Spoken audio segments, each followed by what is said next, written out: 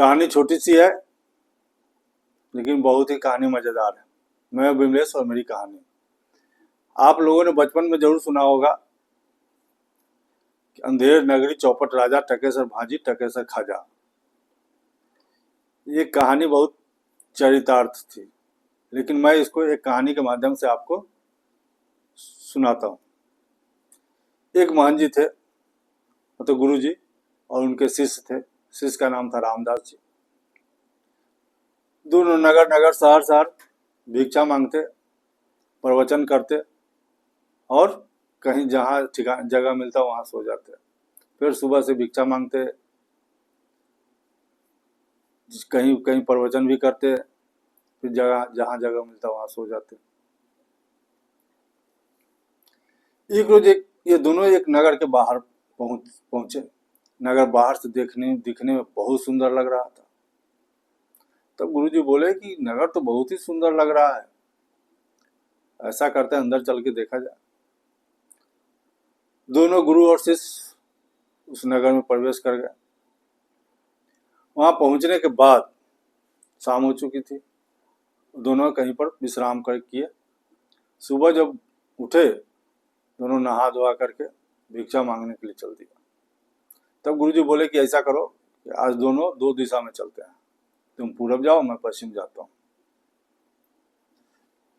दोनों भिक्षा मांगने चले गए दोनों दिशा में। शाम में जब गुरुजी लौट के आए नगर में, बाजार लगी हुई थी। एक दुकान पर जाकर के बोला, किसी सामान का दाम पूछा, कहा टके से। गुरुजी को कुछ समझ में नहीं आया। फिर एक सब्जी वाले के पास पहुंचे, वहां पूछा कि क्या भाव देते हो भाई सब्जी? तो उसने बोला टके से। सब्जी वाला बोला कि लेना है तो लो, नहीं तो आगे बढ़ो। गुरुजी आगे बढ़े, एक मिठाई की दुकान पर गए। हलवाई से पूछा कि भाई ये मिठाई कैसे है? तो टके से। गुरुजी को कुछ समझ में नहीं आ रहा था। जो भी जिस चीज का दाम पूछो सब टके से। तो फिर गुरुजी सोचे कि कुछ ले ही लेते हैं। उन्होंने कुछ मिठाई खरीद ही रहे थे कि उधर से उनका शिष्य भी आ गया। गुरुजी से मुलाकात हुई। शिष्य एक पोटली लिए हुआ था। गुरुजी पूछे कि इस पोटली में बहुत क्या है, बहुत भारी लग रहा है। तब शिष्य बोला कि यहाँ हर सामान टके से मिलता है, इसलिए 7 पैसे मिले थे, हमने 3.5 सेर जलेबी खरीद लिया। दोनों चले आए जहाँ रुके हुए थे। वहाँ दोनों रात को जब खा रहे थे तो गुरुजी बोले कि देखो कि यहाँ का राजा का नाम चौपट है और इस नगर का नाम अंधेर नगरी है। यहाँ हर सामान टके से मिलता है। यहाँ मेरे समझ से रहना थोड़ा भी उचित नहीं है। मैं सुबह यहाँ से चला जाऊंगा, क्योंकि कभी भी संकट में फंस सकता है यहाँ। तब शिष्य बोला कि गुरुजी मैं यहाँ कुछ दिन रहूंगा, क्योंकि यहाँ मिठाई सब टके से है। मैं रोज भिक्षा मांगूंगा और खूब मिठाई खाऊंगा। आपको जाना है तो जाइए, मैं कुछ दिन रह के फिर मैं आपके पास चला आऊंगा। गुरुजी कल सुबह होके जाने लगे तो अपने शिष्य से बोले कि देखो मैं तो जा रहा हूँ, ये कभी भी हमारी जरूरत पड़े तो तुम हमें याद कर लेना, मैं तुम्हारे पास आ जाऊंगा। क्योंकि गुरुजी बहुत ही अंतर्यामी और पहुंचे हुए थे।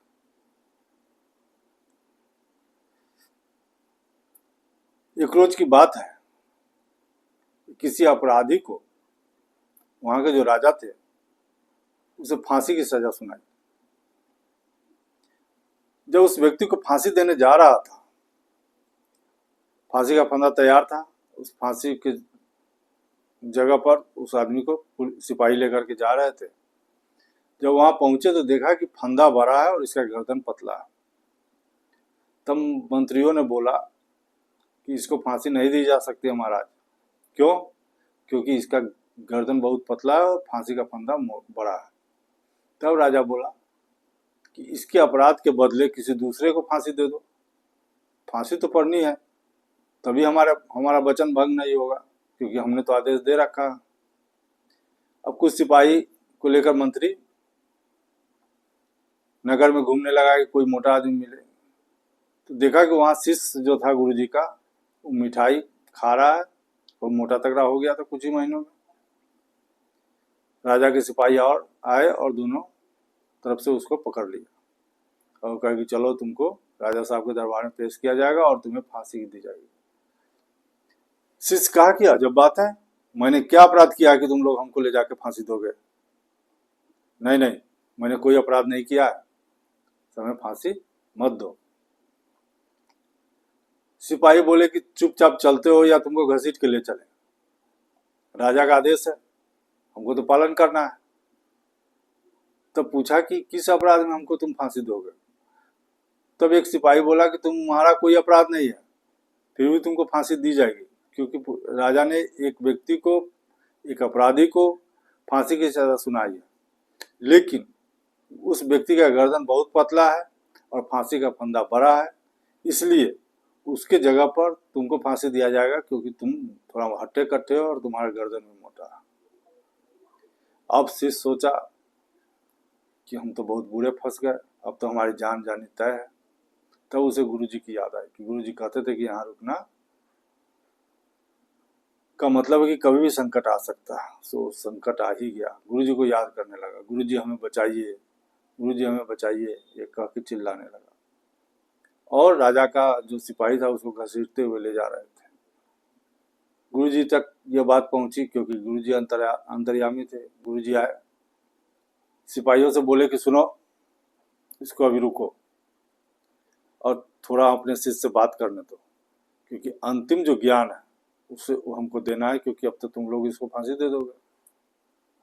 तब गुरुजी उसके कान में कुछ कहा। सिपाहियों को अलग कर दिया था, सिपाही भी अलग हो गए थे। तब गुरुजी उसके कान में कुछ कहा। कान में कहने के बाद गुरुजी जब ये अलग हुए, तो शिष्य कहने लगा, नहीं, आपको फांसी पर चढ़ने नहीं देंगे, हम चढ़ेंगे। गुरु कहता था मैं चढ़ूंगा फांसी पर, तुम नहीं। शिष्य बोला कि गुरुजी आप बूढ़े हो चुके हैं, आप फांसी पर नहीं चढ़ो, मैं चढ़ूंगा। गुरुजी बोल रहे थे कि मैं बूढ़ा हो गया हूँ, मेरा क्या काम, हमको फांसी पर चढ़ने दो। ये सिपाही और मंत्री को कुछ समझ में आ नहीं रहा था कि ऐसा क्यों हो रहा है, ये दोनों क्यों इस तरह झगड़ रहे हैं। मरने के लिए दोनों तैयार हैं। एक कहता है कि मैं पहले मरूंगा, एक कहता है मैं पहले मरूंगा। राज दरबार में दोनों को लेकर पहुंचे। तब राजा पूछा कि भाई क्या गोलमाल है? तो मंत्री ने बताया कि ये शिष्य है जिसको मैंने फांसी देने के लिए लाया हूं, और ये शिष्य के गुरुजी। इनका कहना है कि फांसी पर मैं चलूंगा, और शिष्य कहता है मैं चलूंगा। फांसी तो एक ही को देनी है। तब राजा पूछे उस गुरुजी से कि क्या बात है, चक्कर क्या? तब गुरुजी बोला कि देखिए महाराज, ऐसा संजोग बहुत वर्षों बाद आया है कि आज के दिन जो भी फांसी पर चढ़ेगा वो सीधा स्वर्ग जाएगा। इसलिए मैं चाहता हूं, जिंदगी भर हमने तपस्या किया है, बहुत कम वस्त्र में मैंने जीवन यापन किया है, मैंने साधना किया है, और ऐसा वक्त मैं जो नहीं जाने दूंगा, हमको फांसी पर चढ़ा दीजिए, मैं स्वर्ग में सीधा चला जाऊंगा। इतना सुनना था कि कई मंत्री तैयार हो गए कि नहीं, जब ऐसा शुभ मुहूर्त है तो हमें फांसी दिया जाए। दूसरा मंत्री बोला हमें फांसी दिया जाए। सेनापति कहने लगा कि हमें फांसी दिया जाए। तब राजा बोले रुको, राजा मैं फैसला मैं करूंगा, अगर शुभ मुहूर्त है तो सबसे पहले मुझे फांसी दो, क्योंकि मैं पहले जाऊंगा स्वर्ग, सबसे पहले स्वर्ग जाने का अधिकार मेरा है, क्योंकि मैं राजा हूं। तुम लोग हमें फांसी पर चढ़ा दो। सभी ने पकड़ के उस राजा को फांसी पर चढ़ा दिया, और इस तरह से, इस युक्ति से अपने गुरु ने अपने शिष्य का जान बचाया। इसीलिए कहा जाता है अंधेर नगरी चौपट राजा। दोस्तों, कहानी छोटी सी थी, अच्छी लगी हो तो लाइक और सब्सक्राइब जरूर कीजिएगा। नमस्कार। कहते हैं ना कि करो कुछ ऐसा कि दुनिया करना चाहे तुम्हारे जैसा। नमस्कार।